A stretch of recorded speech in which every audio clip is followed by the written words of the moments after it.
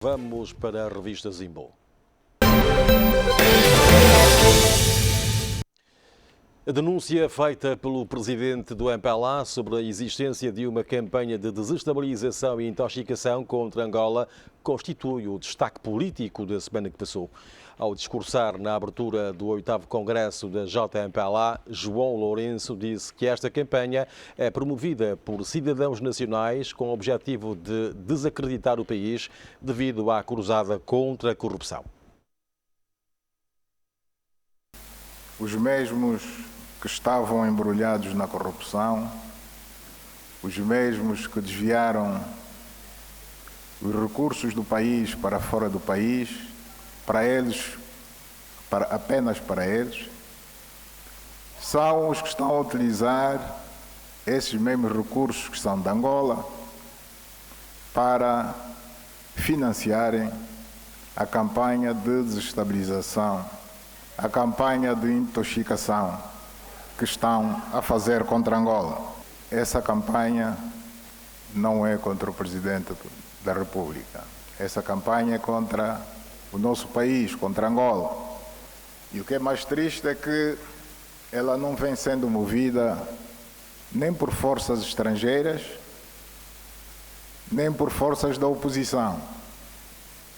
Ela vem sendo movida por nacionais, aparentemente do MPLA, e digo aparentemente porque não se portam como tal, e que ainda têm o descaramento de falar em nome do povo.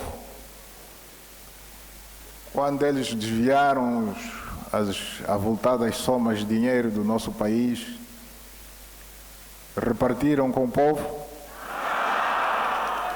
repartiram com os jovens. E então, como é que agora vêm falar em defesa do povo, em defesa dos jovens? Coitado do povo está a passar mal, coitado da juventude não tem emprego.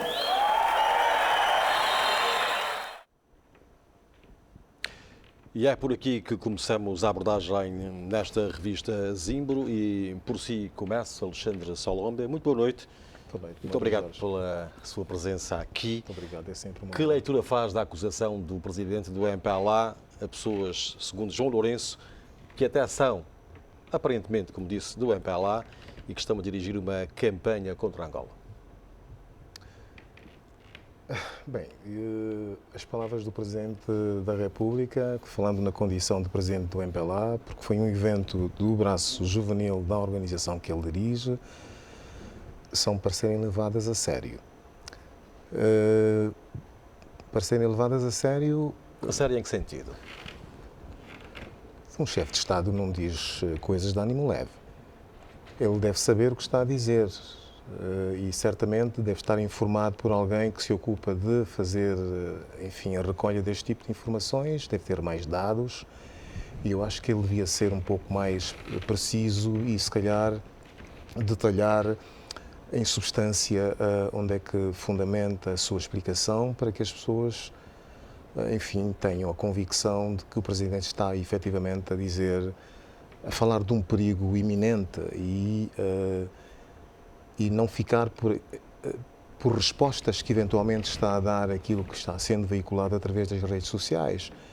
Se estivesse, creio que estava-se a referir particularmente a uma tal manifestação que tinha sido anunciada, manifestação silenciosa, convocada por algumas pessoas nas redes sociais e, portanto, o Presidente precisava de detalhar porque cada palavra que é, enfim, proferida pelo Presidente do MPLA, que é Presidente da República, é chefe do Executivo, tem o seu peso. Por isso é que eu disse, é neste sentido, nesta perspectiva, que eu digo que o Presidente está a dizer deve ter alguma razão de ser. Não iria ele aparecer de ânimo leve a fazer aquelas declarações e, sobretudo, dirigidas mais para dentro do próprio partido, mas por tabela, sendo ele chefe do Executivo, Presidente da República, naturalmente que acabou por criar um certo susto às pessoas, tem um certo peso. Eu acho que ele devia consubstanciar um pouco para que nós pudéssemos perceber qual a essência das acusações que ele está a fazer. Também pareceu-me que o Presidente está muito sensível àquilo que se diz nas redes sociais, interpreto, tendo-me aquilo que pareceu-me ser não mera coincidência, mas é, no fundo, a resposta que ele estava a dar. Mas parece ser um piloto que navega com receio, portanto, da turbulência do próprio voo. Um Presidente tem que estar preparado para estas circunstâncias, todas previsíveis, na formação, tudo isto é previsto, e não, portanto, enfim, passar a ideia de que está efetivamente muito preocupado com aquilo que está sendo produzido nas redes sociais. Que o que está nas redes sociais vale o que vale, até porque acabou por ser ele a promover o evento que muita gente nem sequer tinha percebido que iria acontecer, iria ter lugar. Eu, pessoalmente, chamou-me a atenção quando o Presidente falou do assunto. Ou seja, o Presidente deu importância a um evento que não sei se teria o impacto que teria não fosse ele falar do assunto. É Muito obrigado, Alexandre Solombe. O que aconteceu nas redes sociais e que depois veio cá para fora tinha de facto a importância que teve para que o Presidente se pronunciasse da maneira como se pronunciou? Eu acho que sim. Israel Bonifácio, boa noite. Boa noite, boa noite aos telespectadores. Portanto, eu acho que sim. Houve efetivamente necessidade do Presidente do MPLA, mas quando nós formos ver o conteúdo que foi produzido, o Presidente é mais enquanto chefe, enquanto Presidente da República, porque falou efetivamente no que concerne a própria segurança do Estado, né? E é importante dizer que durante a semana havia uma certa tensão por parte da sociedade.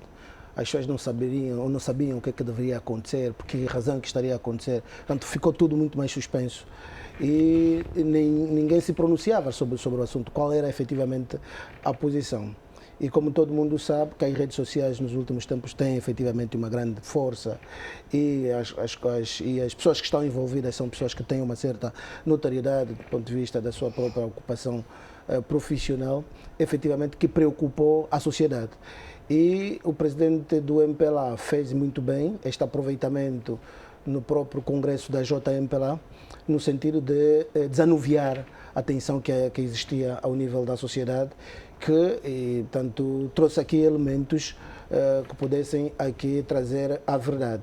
E eu corroboro com o Dr. Solombe quando dizia que o Presidente da República não fala por si só, ou seja, não fala só, tem efetivamente conhecimento. Estamos a falar do chefe de Estado, efetivamente que todos os outros elementos que concorrem na criação e o próprio desenvolvimento desta atividade que estava efetivamente projetada, o Presidente da República tem conhecimento efetivo, tem instituições ou instituições que concorrem para poder recolher informações que estão por detrás desse processo. E aí discordo com o Dr. Solombe quando diz que não houve, se calhar, deu notoriedade. Não deu. Eu acho que tão logo o Presidente da República, o Presidente do MPLA se pronunciou, a sociedade ficou mais desanuviada, a sociedade ficou mais a acreditar e assim é que a própria manifestação não teve o êxito que se desejava, né? Todo mundo assistiu que na sexta-feira, contrariamente àquilo que tinha sido anunciado, as pessoas saíram, foram efetivamente cumprir o seu dever. Porque a questão que se colocava não é a adesão da greve, da manifestação, não era efetivamente isso. Era o medo que as pessoas tinham, o que é que pode acontecer. O Dr. Solombe sabe que a nossa sociedade ainda vive com um certo medo, né? Em função daquilo do nosso passado recente. E qualquer um elemento que pode trazer essa instabilidade, a sociedade mexe e cria aqui outras interpretações e as pessoas podem ter. E foi oportuno, pontual, os pronunciamentos do Presidente do MPLA em ter que acalmar, porque aquilo serviu efetivamente de um bálsamo, acalmou a sociedade e tivemos aquilo que nós assistimos na sexta-feira, uma vida completamente normal face aos pronunciamentos do Presidente do MPLA. Obrigado, Israel Bonifácio. Eu gostava só de fazer aqui uma pequena correção. Gostava que não desvirtuasse o sentido da minha intervenção quando disse que o Presidente, ao dizer o que disse, sabia o que estava a dizer. Foi no sentido que um Presidente não fala coisa barata, não é? É neste sentido em que eu estava a explicar. É mesmo isso. O que eu quis dizer foi isso, essencialmente, de modo que suscitam-se muitas interrogações. O doutor Israel está a falar da tensão que havia na véspera. Tem ali elementos de mensuração desta tensão que se estava a viver na sociedade? As pessoas estavam tensas? Como é que diz que estavam tensas? Não, mas Olha, não é a primeira vez. O que me está a preocupar a mim é que o Presidente está exatamente a retomar os mesmos métodos, o mesmo modus operandi, quando foi para reprimir a manifestação que os Jaravus, a primeira manifestação que houve, creio, em 2003, foi mais ou menos convocada nos mesmos termos. O que aconteceu, sabe o que foi? Apareceram dezenas de pessoas. Portanto, o Presidente não pode tomar palavras, fazer um discurso e alarmar ainda mais. O que aconteceu foi o contrário. O Presidente não acalmou, alarmou. E as pessoas tiveram a oportunidade de medir, em certa medida também, passo aqui a repetição, a capacidade um Presidente não aparece a falar assim de ânimo leve. Por isso é que eu gostava que ele fundamentasse um pouco mais sobre que informações é que ele tem dos serviços de informação, enfim, a informação externa, que lhe dessem, portanto, o falar com uma certa gravidade, da maneira como ele falou. Ele alarmou mais as pessoas. Olha, se nós tivéssemos aqui o nosso mercado a funcionar, pode ter a certeza que a nossa Bolsa de Valores teria reagido às declarações do Presidente, tal como acontece, por exemplo, nos Estados Unidos, onde quando o Donald Trump faz uma declaração, as pessoas ficaram ainda mais alarmadas.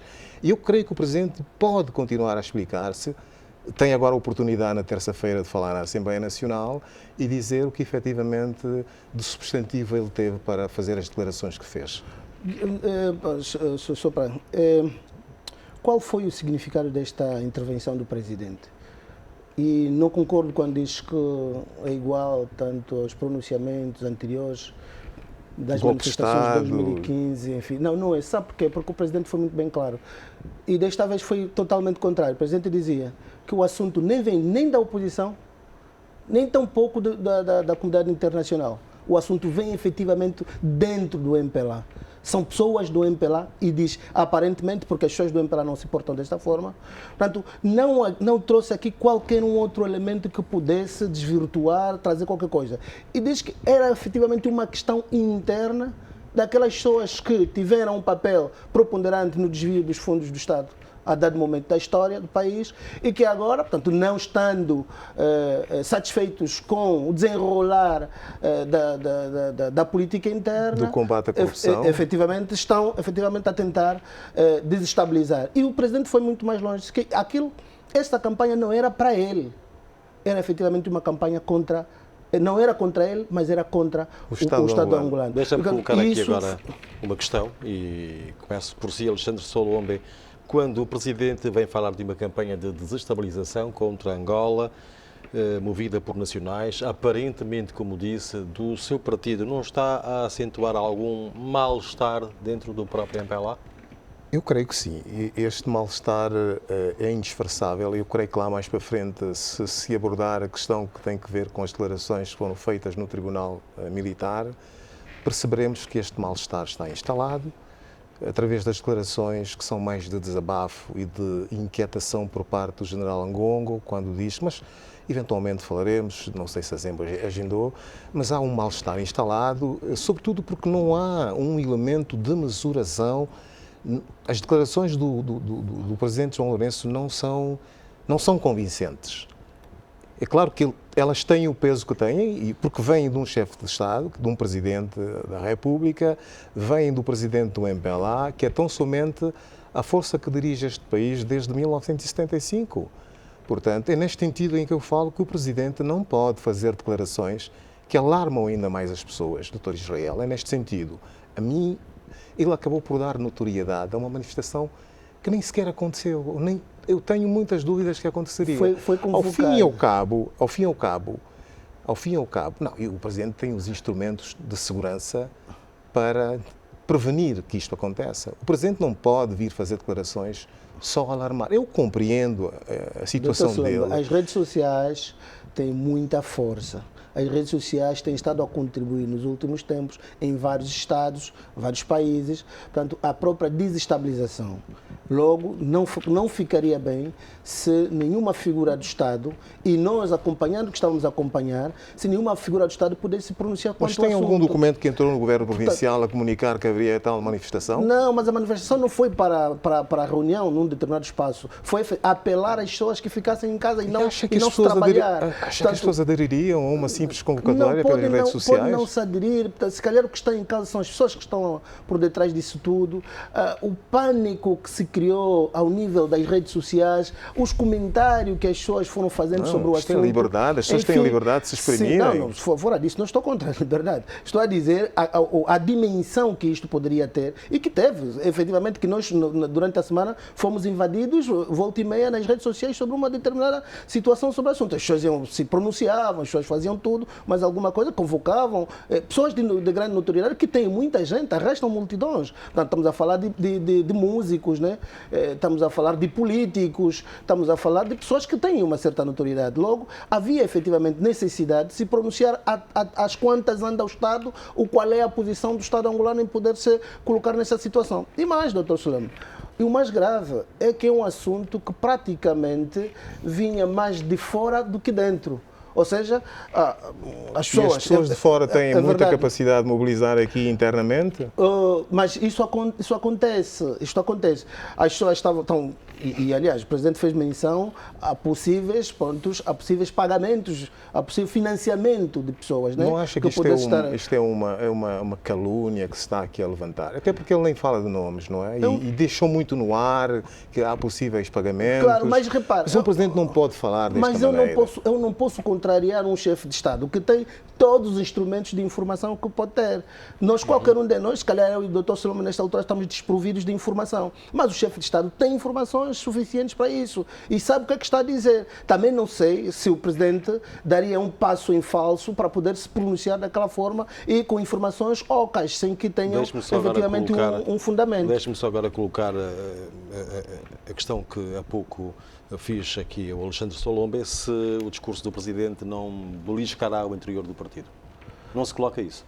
Beliscar o interior não sei, mas como sabe, o Presidente, ao se pronunciar e ao dizer que são pessoas do partido que terão desviado fundos e que nesta altura não estão contentes com o rumo que se tornou, portanto é o inverso, efetivamente aqui quase que divórcio com uma certa ala do partido, ou seja, a ala do partido que não está a colaborar, não está a concordar com aquilo que são as políticas do atual Presidente do partido. Isto está mais do que evidente, porque o próprio Presidente diz efetivamente nessas entrelinhas. Portanto, são pessoas eventuais do partido, diz que é eventuais porque pessoas do partido não fazem isso. Portanto, há aqui uma clara indicação de que há pessoas no interior do partido que não concordam. Por agora ainda não. Crise não acho que, porque o MPLA tem, ou seja, o Presidente da República, o Presidente do partido tem, tanto uma solidariedade grande, desde o próprio Bureau Político, Comitê Central, enfim, tem aqui um conjunto de pessoas exatamente para poder... Obrigado, Israel Bonifácio. Sim. Passamos para um outro tema que marcou a semana que passou. O Presidente da República, João Lourenço, conferiu passo aos novos membros do Executivo, nomeadamente a Ministra das Finanças, Vera Daves, da Educação, Ana Paula Tuavange Elias, e ao Governador do Namibe, Archer Mangueira. Na mesma cerimónia também tomaram passo o novo Secretário de Estado das Finanças e Tesouro, o Secretário de Estado para a Saúde Pública e o Vice-Governador do BIE. João Lourenço pediu aos empossados mais trabalho e ações e que deixem de invocar ordens superiores para o cumprimento das suas responsabilidades.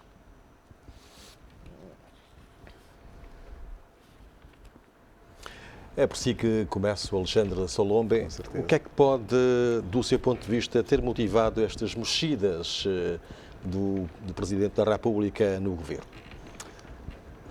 Bem, estamos aqui no âmbito das conjecturas, porque o Presidente, quando exonera, não explica, não apresenta, e as pessoas têm estado a pedir que se faça uma mínima explicação das razões que eventualmente determinam as exonerações, e etc, etc.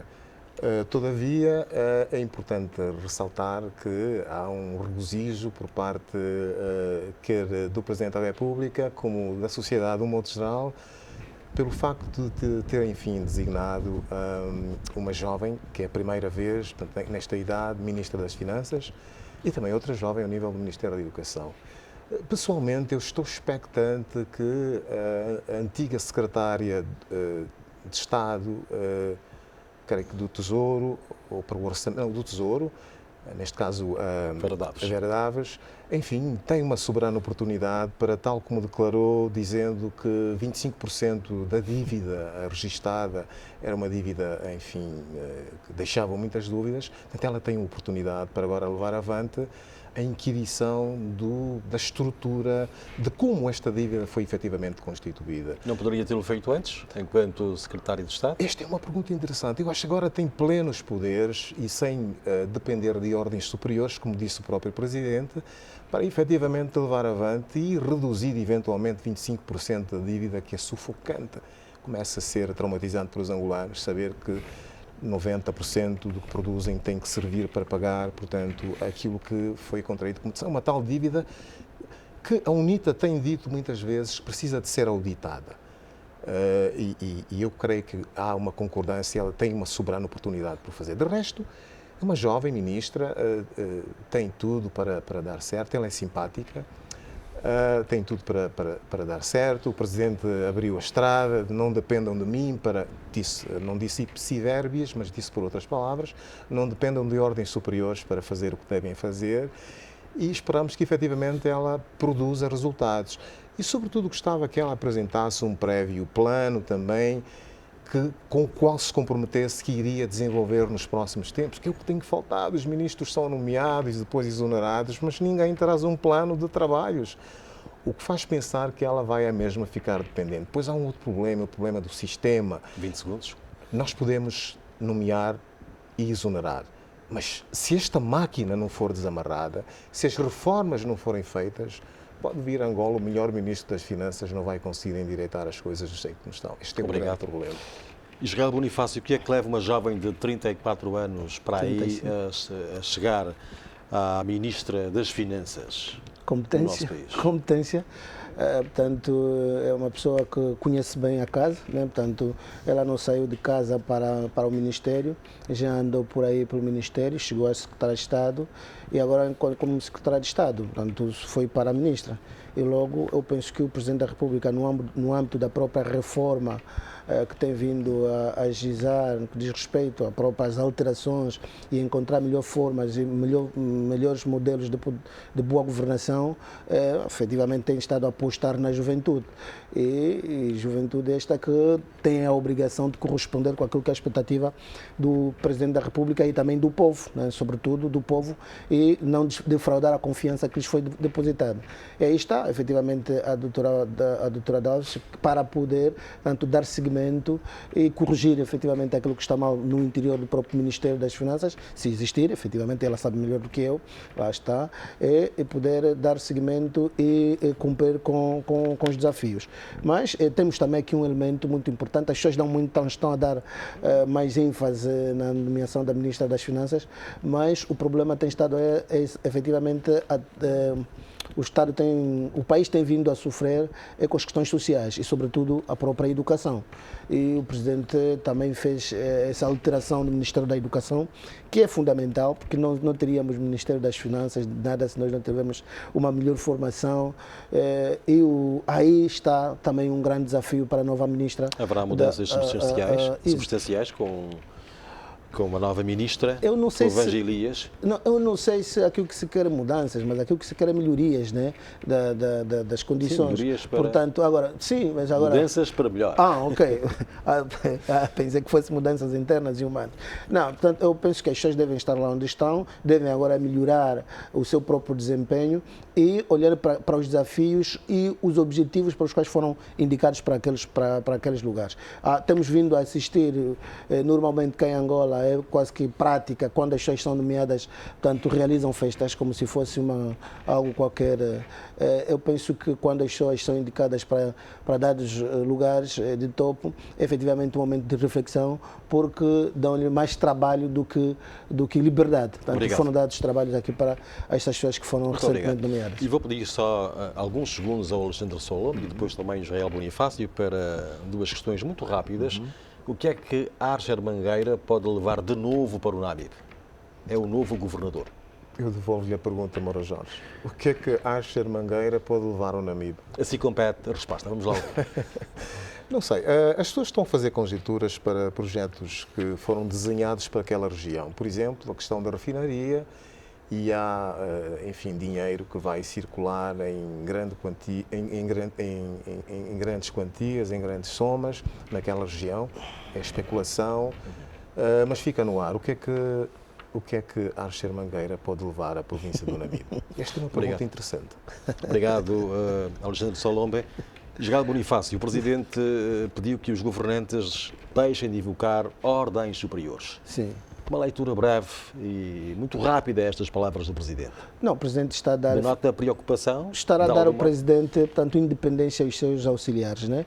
Portanto, às vezes as pessoas, os auxiliares do titular do Poder Executivo, às vezes ficam amarrados pelo facto de não terem recebido ordens de uma determinada atividade, quando eles próprios podem efetivamente serem mais proativos. E aqui o Presidente está a pedir a proatividade dos seus auxiliares, no sentido de não ficarem amarrados quando não recebem nenhuma ordem ou nenhuma orientação sobre aquele determinado assunto. Aliás, isso também tem que ver um bocado com a própria Constituição, né? Porque o Executivo, na verdade, é o Presidente da República e todos os outros são auxiliares. E logo há aqui uma grande dependência dos auxiliares ao próprio titular do Poder Executivo. Qualquer uma atividade que podem desempenhar vincula ao titular do Poder Executivo. Ou seja, no fundo, isso aqui é do ponto de vista do direito constitucional, no fundo, portanto, todas as atividades desenvolvidas pelos auxiliares, boas ou mais, quem ganha com elas é o titular do Poder Executivo, porque aquilo não vincula aos seus próprios. Moura, se me permite só um pontinho, é ali onde o Presidente falha quando faz discursos e não está a falar de reformas. Há uma expectativa muito grande. Se não vêm para Angola os melhores ministros, sem reforma, ele vai continuar. Aliás, a Vera corre o risco de, se tiver algumas iniciativas, violar a Constituição, porque é mero auxiliar, que nos está a dizer. Portanto, há necessidade de se fazer reformas mais profundas. Muito obrigado. A Comissão de Mandatos da UNITA rejeitou a candidatura de Raul Danda por alegadamente não possuir 15 anos de militância contínua. Já a aprovação da candidatura de Adalberto da Costa Júnior está condicionada à renúncia da nacionalidade portuguesa. A informação foi avançada numa nota de imprensa do partido depois da reunião extraordinária do Comitê Permanente sob a direção de Isaías Samacuva. Segundo Ruben Cicato, existe um pressuposto ao nível do estatuto do partido que diz que qualquer candidato à presidência do Galo Negro deve ter 15 anos de militância ininterrupta. Pelo que tudo indica, o atual vice-presidente Raul Danda não possui este requisito. Infelizmente, a Comissão de Mandato não conseguiu confirmar que o senhor deputado Raul Danda tivesse tido todo este tempo de militância ininterrupta e coerente. E, mediante isso, então, o Comitê Permanente achou, mesmo assim, que deve haver um período de audição em que ele vai apresentar o seu recurso para depois, então, se tomar uma decisão definitiva.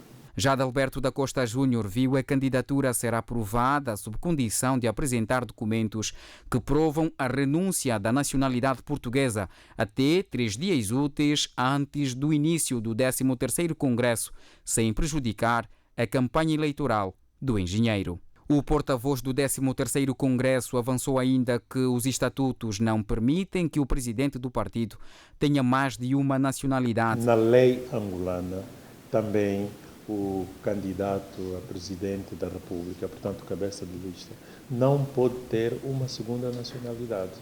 Então, o Congresso não pode aprovar alguém como presidente que esteja nesta situação em que depois não venha a ser aceito amanhã como cabeça de lista ao nível das eleições gerais. Caso contrário, não será desta que o presidente da bancada parlamentar da UNITA vai ser candidato à substituição de Isaías Samakuva. Se não conseguir provar, nessa altura, não poderá fazer parte do ato eleitoral para a presidência da UNITA. Segundo a nota de imprensa do partido, ficaram aprovadas as candidaturas de Abílio Kamalata Numa, Alcides Chacala e José Pedro Cachiungo. Israel Bonifácio, este processo eleitoral na UNITA demonstra democracia no partido? Claro, portanto, E madura? Democracia madura, queria dizer? é uma competição interna, né? Portanto, é uma forma de organização interna da UNITA e faz com que os próprios militantes da UNITA tenham, embora não na sua maioria, porque quem vai eleger são apenas os congressistas, os delegados ao Congresso, mas faz com que eles tenham a liberdade de escolher a pessoa que bem entendem para poder dirigir o seu próprio partido. Demonstra efetivamente uma certa maturidade democrática ao nível interno com a própria dinamização e a escolha. Mas o que me faz espécie sobre este processo, não obstante termos aqui o lado democrático, é saber que a maior parte dos dirigentes, digo maior parte porque são as figuras de prova da UNITA, todos eles ambicionam efetivamente a cadeira máxima, sem ter havido aqui a política de concessões, alguém apoiar o outro, enfim. Há aqui uma avidez muito grande no que diz respeito à própria ambição de poder dirigir a UNITA. Eu não sei até que ponto é que isso é importante. Não é normal isto acontecer? Eu não sei, por isso é que eu estou aqui, por isso é que eu estou a levantar essa questão. Não sei até que ponto é que isto pode ser benéfico para a própria UNITA ou até que ponto é que isso demonstra divisões internas também da própria UNITA. Porque, na verdade, se fosse natural, normal e democrático, meramente democrático, haveria aqui concessões. Portanto, eu poder conversar com alguém e apoiar a candidatura do outro e olhar e termos aqui dois candidatos que tenham efetivamente posições. Mas, seja como for, é algo que eu aqui deixo para a suspensão. Quanto à questão da própria aceitação ou não das candidaturas, pronto, eu fico também assim com alguma suspensão em saber até que ponto é que um vice-presidente do partido não conhece, portanto, as regras do partido, os estatutos, ao ponto de concorrer sem saber que ele não tem tanto tempo, não tem requisitos necessários para poder concorrer. Ou seja, o Dr. Raul Dantas sabe muito bem que para concorrer à presidência da UNITA tem que ter 15 anos de militância ininterrupto. Agora, o Dr. Raul Dantas ainda assim, portanto, concorreu à presidência e depois fica um pouquinho mal na fotografia o vice-presidente a ser chumbado porque não reúne, portanto, requisitos, sobretudo o tempo necessário que se exige estatutariamente. Eu fico sem saber o que é que estará a acontecer. Também o mesmo eu digo ao engenheiro Adalberto Costa Júnior, portanto, também tem que saber quais são os requisitos. Aliás, até o engenheiro Adalberto tinha que saber mais, porque esses não são apenas requisitos dos estatutos dos estatutos da UNITA, são também requisitos, portanto, legal. A própria lei dos partidos políticos faz referência a isso. Portanto, se o engenheiro Adalberto quer concorrer à presidência do partido, consequentemente, em 2022, vir a concorrer à presidente da República, sabe que o candidato a presidente da República não pode ter dupla nacionalidade. Está lá. Portanto, poderia ter feito muito antes, portanto, o trabalho de casa e poder resolver este assunto. Agora, não é às portas e depois se ver a sua candidatura condicionada, vir publicamente de que está a ser alvo de caça às bruxas, enfim, e depois não encontrar bode expiatório em volta da sua própria candidatura. Obrigado. Eu penso que isso poderia ser feito muito antes. Cria algum ruído estes aspectos inerentes a Adalberto da Costa Júnior e a Raul Danda em relação às suas candidaturas? Ruído neste processo eleitoral? Eu acho que cria algum ruído na medida em que a comunicação social não tem sido suficientemente profissional para fazer o follow-up. O que é que ela fez mal, do seu ponto de vista? Da data do anúncio da aceitação, rejeição ou suspeição das candidaturas, muita coisa evoluiu. Por exemplo, o próprio engenheiro Adalberto, que já tinha solicitado a renúncia da nacionalidade adquirida nas circunstâncias em que obteve a nacionalidade portuguesa, tendo sido de propósito muito útil para a própria UNITA, foi nas circunstâncias, na condição de dupla nacionalidade que permitiu, por exemplo, participar em certos eventos, quando a própria UNITA estava sob sanções, permitiu que circulasse. Portanto, ele deu passos no sentido de renunciar à nacionalidade adquirida. Portanto, ele é angolano de Gema, natural do Quingenje, província do Ambo, portanto, e ele tratou dessas questões todas. Só que o levantamento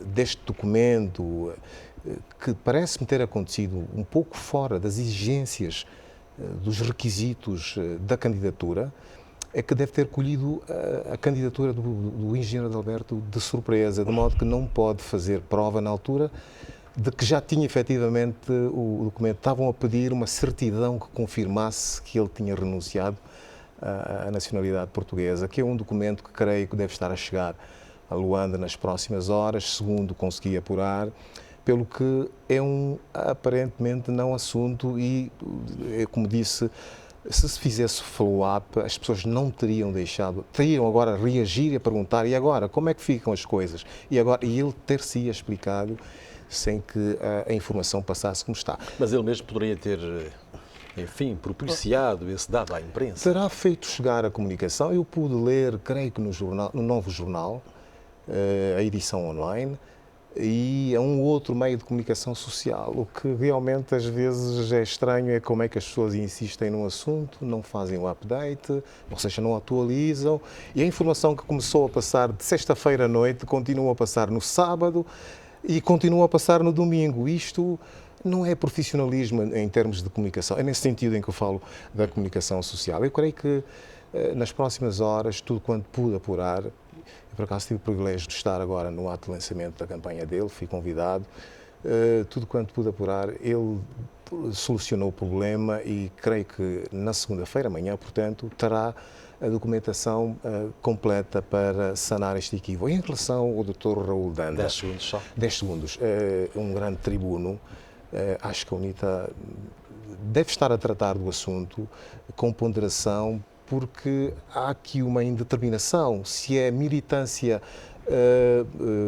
portanto, consequente, ininterrupta, ou se pode fazer o somatório do tempo de militância para completar os 15 anos. É tudo isto que me parece que a UNITA está a tratar e muito provavelmente haverá uma solução que potencie a participação do Dr. Raul Danda, porque é conveniência da UNITA que todos participem. Não me parece que haja vontade de impedir que um tribuno que, a uma dada altura, assumiu até funções de presidente da UNITA, sendo embora interino, seja agora excluído. Obrigado. Percebi que queria rebater. Não, fiquei ultrapassado. Então, não, porque o doutor Salomé tem esse jeito de quando, em vez quando lhe convém, tanto poder tapar o sol com a peneira. Explique-se Porque melhor. na verdade a questão do engenheiro Adalberto Costa Júnior é uma questão, sim, é uma questão de distração mesmo, portanto, é uma distração muito grave, né? Porque quem tanto ambiciona chegar e dirigir um partido como é a UNITA, portanto, o segundo maior partido em Angola, obviamente que tem que contar com os detalhes. Esses são detalhes que escapam. Aliás, poderia até ser um assunto que não pudesse chegar à sociedade, seria um assunto muito mais. A Comissão de Mandatos não interno. exigiu que o engenheiro Adalberto apresentasse uma certidão que comprovasse que ele renunciou à nacionalidade. Este foi um assunto levantado. Isso é estatutário também. Não. É estatutário. Está a falar em relação... Não, ele tem. É estatutário. Tendo feito a renúncia, portanto, segundo a legislação portuguesa, basta que se manifeste a vontade de renunciar, não precisa notificar. É isto de que ele se convenceu. E, portanto, ficou descansado. Pedia renúncia, está, em princípio, está aceite. Portanto, e ele estava convencido de que não seria levantado este problema. Já pediu há muito tempo. Muito obrigado, então. Vamos para um outro assunto que marcou também a semana que passou, com 1.434 votos favoráveis. Crispiniano Ivanildo dos Santos, natural do Cunene, é o novo primeiro secretário nacional da JMPLA. Crispiniano bateu na corrida o candidato Domingos Betico, que alcançou apenas 522 votos. Inscritos 2.021 delegados. Desses, 522 votaram em Domingos Betico. e com 1.434 votos. Era dado como vencedor Crispiniano dos Santos, do CUNEN, eleito primeiro secretário nacional da JMPLA, que substitui no cargo Boaventura Chitapa, que internou a organização por mais de 2 anos. Eu devo aqui reconhecer a confiança depositada em mim pelos nossos delegados e, sobretudo, ao Comitê Nacional Cessante. Vou procurar dar o meu máximo no sentido de levar a bom porto o barco JMPLA. Crispiniano promete incluir no seu programa de liderança algumas propostas de Domingos Betico. Portanto, o programa é da organização, um plano programático, não é meu, não é do Betico. Portanto, em função dos meus eixos fundamentais, vou poder trabalhar no sentido de materializar este plano programático que é de todos nós, porque foi aprovado a nível do nosso Congresso. Já o candidato derrotado valorizou mais o espírito patriótico e maturidade democrática demonstrada pelos militantes. O facto de ter sido, digamos, escolhido, não é? O facto da candidatura ter passado e chegar à fase em que cheguei, obviamente que estava sempre otimista até o último segundo de que seria de facto o mais alto dirigente da juventude do meu partido. Israel Bonifácio, o vencedor está em condições de galvanizar a juventude do MPLA? Eu acho que sim, tanto na medida em que temos que saber que essas candidaturas foram, tanto antes de chegarem onde chegaram, tanto passaram no crivo da própria direção do partido, né? Então, trata-se de pessoas que têm credibilidade e reúnem requisitos para poder dirigir a JMPLA. Foi um processo transparente este? Acho que sim, foi transparente, aliás, todo mundo viu, a imprensa acompanhou, tivemos aqui debates dos candidatos, enfim, eu penso que foi efetivamente transparente e é histórico, é bom que se diga, é histórico na JMPLA ver esta disputa e depois vermos assim, essa própria expressão que aconteceu. Agora, efetivamente que o novo secretário nacional da JMPLA tem um desafio muito grande em frente da JMPLA, e sobretudo pelo contexto em que nós vivemos e depois o próprio desinteresse cada vez mais vai subindo da própria juventude à política, né? Então, há aqui este desafio muito grande de poder cada vez mais, tanto congregar para a própria JMPLA novos militantes e depois também lutar junto às instituições competentes, sobretudo as instituições do Estado, para poder tentar resolver aqueles problemas que ainda hoje afligem a própria sociedade. Obrigado, Israel. Alexandre Solomba, este processo eleitoral na JMPLA, como é que o viu? Democraticamente? Olha, histórico por aquilo que diz a vice-presidente do MPLA, a Luísa Damião, no discurso que faz de encerramento, portanto foi ela que fez o fecho, e sobretudo que coloca grandes desafios à atual liderança da JMPLA, nomeadamente em lidar com uma juventude de certo modo desencantada, não é? E que, enfim, irreverente, cada vez mais irreverente, por causa deste descontentamento. Portanto, é com este público que a JMPLA vai ter que lidar e que não vai ser uma tarefa fácil.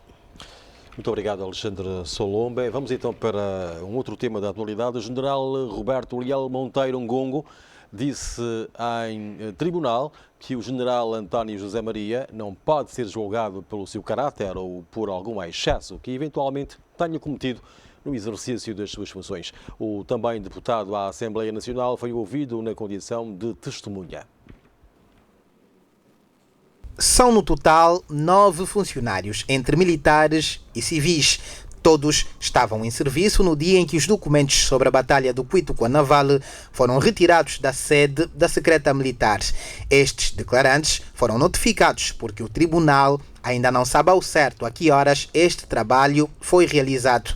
Nos seus depoimentos, os motoristas, o eletricista, o canalizador, o técnico de frio, o fiel de armazém e o oficial dia foram unânimes em afirmar que os documentos foram transportados entre as 18 horas e a meia-noite do dia 21 de novembro de 2017. Mas o antigo chefe da repartição dos transportes da instituição, que por sinal foi a pessoa que coordenou a operação, reitera que o processo decorreu entre as 9 às 17 horas.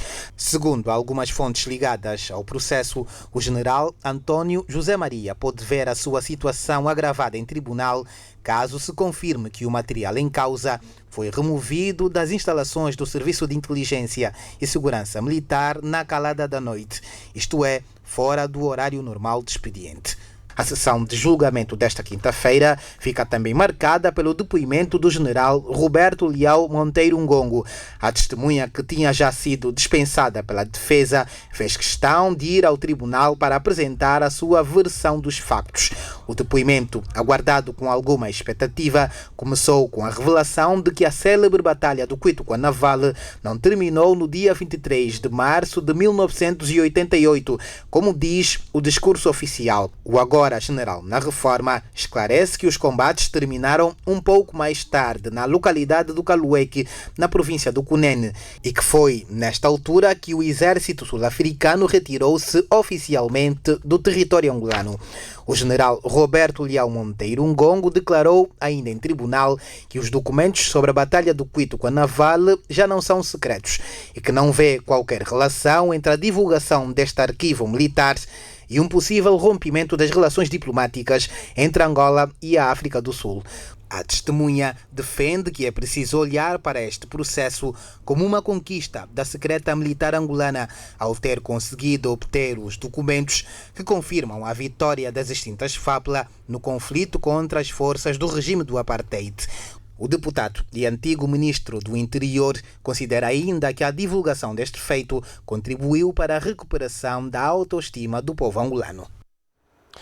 Alexandra Salome, o general Ngongo, neste julgamento, disse, portanto, que estes documentos já não são secretos, mas disse também que um país não se faz com revanchismo ou vingança, palavras de que há pouco até já fazia referência quando nós começamos esta revista. A que é que, do seu ponto de vista, o general Ngongo se estaria a referir? Eu percebo que o general Ngongo foi essencialmente manifestar o seu desencanto com o atual presidente do partido de que ele pertence. Tanto um militante do MPLA que está preocupado com a desconstrução de toda aquela narrativa que tinha sido feita em torno da Batalha do Cuituquanaval. É isto que eu posso apreender essencialmente. Portanto, há este desapontamento que começa a colocar em causa o muito que foi sendo dito em torno da Batalha do Cuituquanaval. E ele está preocupado. Portanto, para consubstanciar o que disse, um país não se constrói com revanchismos.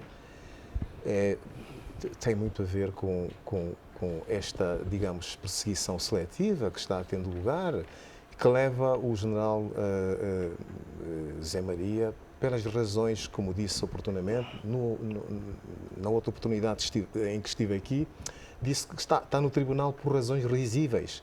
São razões desprezíveis.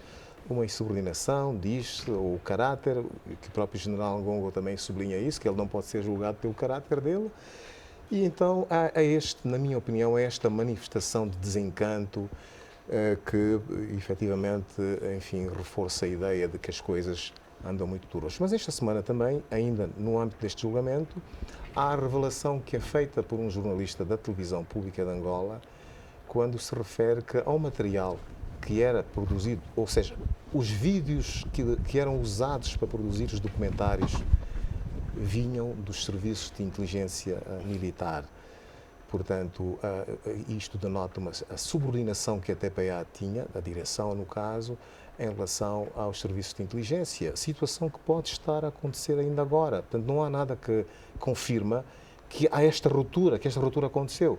É sobre isso que o Presidente João Lourenço tem que pôr o dedo, corrigindo o que está mal, deixando que os órgãos da comunicação social produzam os seus trabalhos sem interferência de quaisquer serviços, porque o propósito é o serviço público e não pode a TPA ser maniatada por um serviço de inteligência. Obrigado.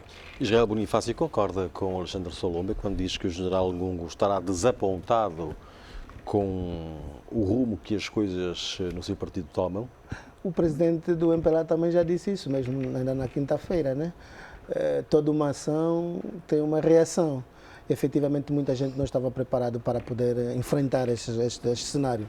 Na verdade, é um cenário que incomoda qualquer um que, a dado momento da história, esteve no topo e foi uma pessoa intocável. Portanto, é normal que isto aconteça. Agora, eu só acho que qualquer uma pessoa, e na qualidade do general Ngongo, qualquer uma pessoa que tenha esta qualidade e que sempre, portanto, estiveram nos órgãos do Estado, do topo, pudessem assumir os erros que cometeram, porque não faz sentido agora hoje vir publicamente desmentir aquilo que foi mentido, porque na verdade então participaram, foi uma participação coletiva. Agora, se a guerra terminou no dia 20, se terminou no dia 24, 26, isto eu penso que era um elemento que ao bom da história, repondo à verdade histórica, tem de fazer, efetivamente, tem que encontrar um meio termo para poder resolver. Eu penso que nós, é um elemento, nessa altura, este julgamento vai trazer vários, vai trazer vários, vai desenrolar, né? E vai trazer aqui muitos elementos que qualquer um de nós desconhecia. Isso eu acho que é bom para a sociedade, é bom para o povo angolano, porque vamos saber aquilo que, a verdade, né? Vamos saber a verdade que nós não tínhamos. Obrigado. Antes do vosso minuto, aquele que tem direito em todas as revistas Zimbo, uma parte só, na próxima terça-feira, e vou começar por si, Alexandre Solombe, 15 de outubro, abre o novo ano parlamentar e com o discurso sobre o Estado da Nação do Presidente da República. Quais são as suas expectativas? As minhas expectativas é que o Presidente da República fale da necessidade do aprofundamento das liberdades. Há aqui uma espécie de dissimulação em relação, por exemplo, à comunicação social, a não aplicação dos artigos contidos na lei de imprensa, que prevêem, portanto, o financiamento em espécie, seja ele, dos órgãos de comunicação social sem quaisquer distinções. E eu começo a perceber que a concorrência desleal continua, porque os órgãos públicos continuam a abocanhar grande parte do Orçamento Geral do Estado. O diferente acontece em relação aos órgãos privados de comunicação social. Há aqui uma herança deixada pelo Presidente José Eduardo Santos, que de certo modo deve ser preservada. Isto passa por relocar recursos, como está previsto na própria lei de imprensa, para que todos sobrevivam, e este seria o financiamento da própria democracia. O contrário vai acontecer, que alguns órgãos de comunicação vão minguar e o panorama mediático de Angola pode efetivamente alterar-se por culpa do Presidente. Ou ainda pode estar-se a criar um quadro em que depois a própria imprensa privada vai ficar sujeita, maniatada pelo chefe do Executivo. Isto não é bom. É bom que ele tome medidas, que ponha em prática as promessas que fez relativamente ao usufruto da liberdade de imprensa e de expressão. O usufruto da liberdade de imprensa e de expressão passa por criar condições, passa por financiar.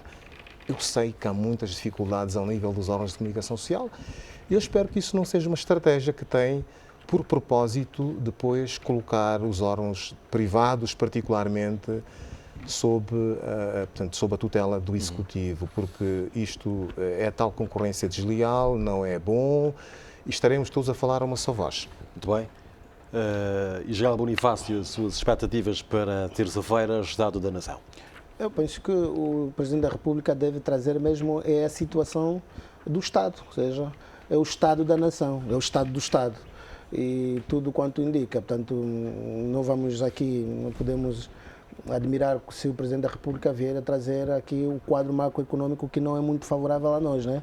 Nos últimos tempos nós temos vindo a atravessar um conjunto de dificuldades do ponto de vista econômico, social e efetivamente o Presidente da República poderá também trazer aqui caminhos para podermos ultrapassar essas dificuldades. É verdade um momento muito difícil que o povo angolano está a atravessar e o Presidente do MPLA reconheceu isso muito recentemente e também é verdade que o Presidente tem estado a fazer um conjunto de ações para sairmos desta situação. Mas esta atividade do dia 15 tem um propósito, é o Presidente da República trazer o Estado da Nação. Como é que o Estado está, em que estado em que nos encontramos e o que é que o Estado, o titular do Poder Executivo está a projetar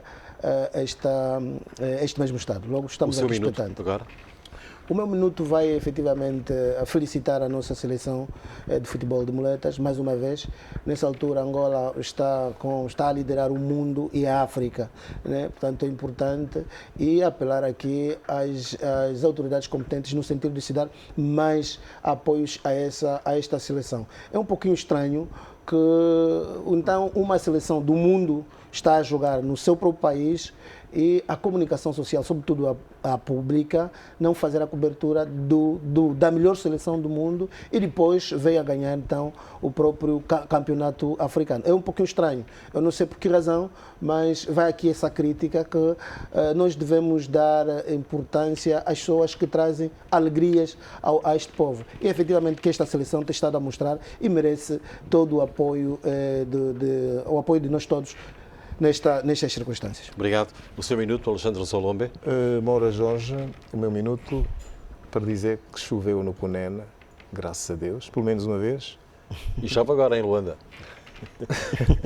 Continuemos a Pela orar informação para que que nós temos. efetivamente, enfim, a chuva caia lá onde ela é muito necessária, no Cunene, na província do Cunene. Sabemos quais são as condições, o que estão a viver e que continue efetivamente a cair. Obrigado. Alexandre Solombe, boa noite. Também a Israel Bonifácio, muito boa noite. Obrigado por terem vindo à revista Zimbo deste domingo. Assim nós, então, colocamos ponto final a este espaço de análise aqui na sua televisão.